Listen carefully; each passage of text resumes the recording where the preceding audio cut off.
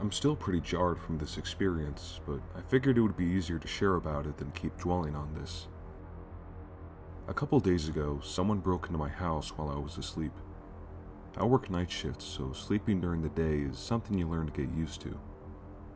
Around 6:30 p.m., I heard what I thought was a loud knocking sound coming from outside, and my dogs going absolutely ballistic. For reference, I live on a farm out in the middle of nowhere. My closest neighbor is a half-mile away, but back to the story. I somewhat wake up, but don't really think anything of it, since my neighbors like to shoot their guns, and this was during hunting season.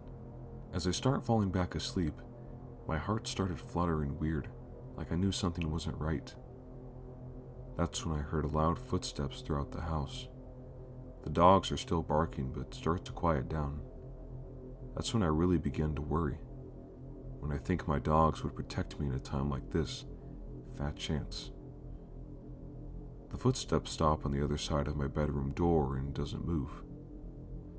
I think this is how I'm going to die, and although I had a weapon in my room, I knew I couldn't get it without being heard. It felt like an eternity before the steps moved around and towards my brother's room. Rustling can be heard loudly through the house and things being thrown. I knew they were in my brother's room. Some of his friends are into seedy situations, and I knew it had to be one of them. I heard the footsteps coming back to my door, and the doorknob handle moves.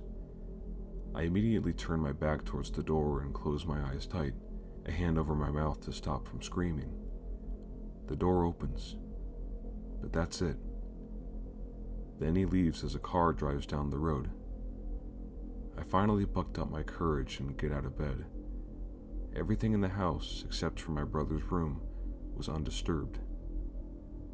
I immediately called my brother and asked if any of his friends were coming over. He said not that he knew of, and I told him what happened. He got off the phone with me to start calling around. I went back to bed and noticed that I still had my window cracked over from earlier.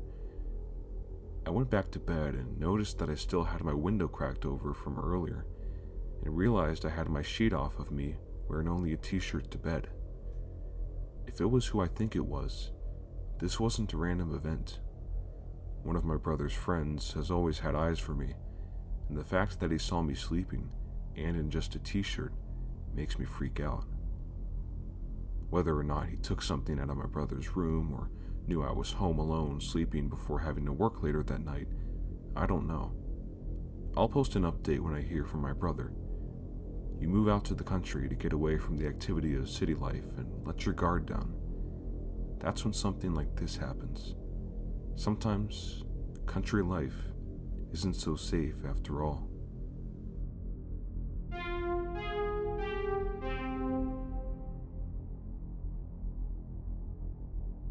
So I've been a huge fan of this and other similar Reddit pages for years now, and finally have a fitting story of my own. Quick bit of backstory. Me, 32-year-old male, my brother, 28-year-old male, and disabled mom all lived together in a trailer about 30 minutes from Nashville, Tennessee. I was wary of moving there at first for the stereotypes you may hear about trailer parks, but luckily we've had zero issues in the 10 years we've been here. Very nice neighbors, well-kept yards, etc., etc. Okay, story time. So about a week ago, we were finally putting up our Christmas tree, drinking probably too much beer, listening to Christmas music, Christmas spirit in full swing. During our random banter, my brother says, "Oh yeah, I can't believe I forgot to tell you earlier today at work. The owner had to kick out some guy who was acting super creepy."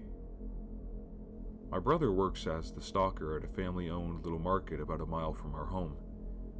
He went on to tell me this younger-looking guy was pacing the aisles, sometimes standing still for minutes at a time, and not responding when the owner would ask if he needed help finding something. After about 20 minutes of this, the owner asked him to please leave because he was scaring the customers, and without a word, he left. We continue with our good time hanging ornaments, drinking, and getting our mom involved with the ornaments, not the drinking of course, lol. And all is good. We wrap up around 10:30 p.m., help our mom to bed, she's in a wheelchair, and decide we might as well finish off the ton of beer we have left and admire our decked out tree. At around 11:30, we decide to go out on the front porch to share a cigarette as we usually do when we've tied on a good buzz. My brother opens the door and almost immediately closes it. I ask what's up, and he says, "Holy, the guy I was telling you about, just like Michael Myers, walked down the street past our house." I thought this was pretty strange, but wasn't super concerned. We waited for a few minutes, then went and smoked as usual and went back inside. My brother and I aren't troublemakers at all, but I'm pretty confident in our ability to defend ourselves if we had to. At this point, these are just thoughts in the back of my mind, though after all, I hadn't even seen this guy. Yet. Fast forward to about 2 a.m. We're more than drunk enough to go ahead and call it a night after one more ciggy. My brother opens the door, and within seconds, I hear him say, Whoa, hey man, you good? Hey buddy, what's up? You good?" I'm in the kitchen at the time, but quickly decided this doesn't sound right and rush over to the door. What I see when I get to the open door is a younger man standing on our deck about 3 feet from our front door. He's pretty tall, about 6'4", and another thing I noticed is he looks a lot like Adam Driver, which was a detail my brother jokingly mentioned earlier during tree time, so I'm realizing for the first time this must be the guy he's been talking about. One thing my brother must have not got close enough to notice at work, though, was this guy's eyes. I'm not exaggerating when I say I've never seen anything like it. His body language wasn't super menacing, but his eyes were the strangest combination of wide-eyed bewilderment and fury. Like us opening our front door confused him and also made him very, very angry. I joined my brother in explaining to him that it's late and he should head home. After what I'd say was about 30 seconds of staring, he just walked off without a word. I peeked out of our blinds to make sure he really left and saw nothing. We both tried to laugh it off and were saying things like, "Well, that was pretty weird, huh?" But it took a while for my adrenaline to taper off. The thing I kept thinking to myself that bothered me was those 30 seconds to me felt like he was the one deciding what the next move would be. But what that could have been, I have no idea. I also didn't love that my brother said when he opened the door, he was already standing there, so for how long? We calmed down watching YouTube videos, and after another 30 minutes or so, I say to my brother, "Okay man, let's just go to bed. I'll take one more look outside to be safe." But felt like it wasn't really necessary.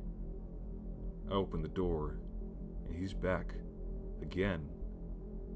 The streetlights are spaced very far apart in our trailer park, but at the edge of our driveway, there I see his silhouette, probably 50 feet away, again just staring at our front door. I feel I should mention he's not there texting or on the phone with someone, he's just there. I feel bad in hindsight because I'm sure this poor guy definitely has mental health issues, but between being drunk and exhausted and the look he gave us earlier, I was over it. I finally put some bass in my voice and said, "Hey man, you can't just stand in our driveway. You're being creepy, dude. Just please leave. I really don't want to call the cops on you, so don't make me." This seemed to work. His demeanor didn't change at all, but the word cops seemed to do the trick. He turned around and walked away.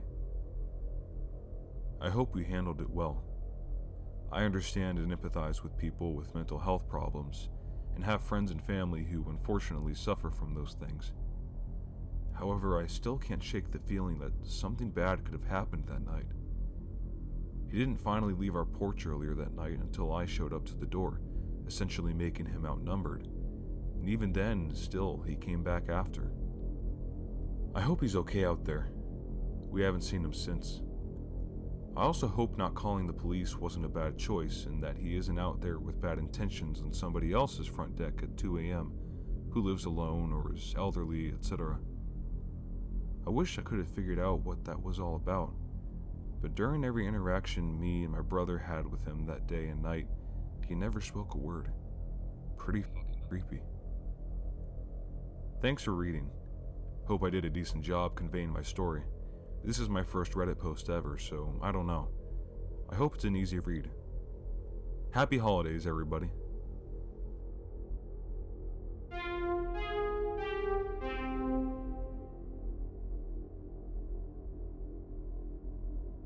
Not sure if this belongs, so if not, just let me know.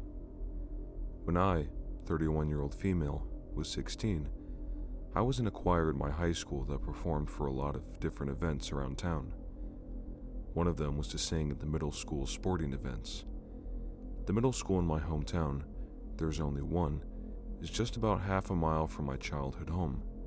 So whenever we had events there, I walked. Didn't get my license till 17. This one night, I think it was November, we had to sing at a basketball game, and it was obviously dark when I was able to leave. Normally, I wasn't allowed to walk alone at night, but for choir I was given permission, unless I felt unsafe.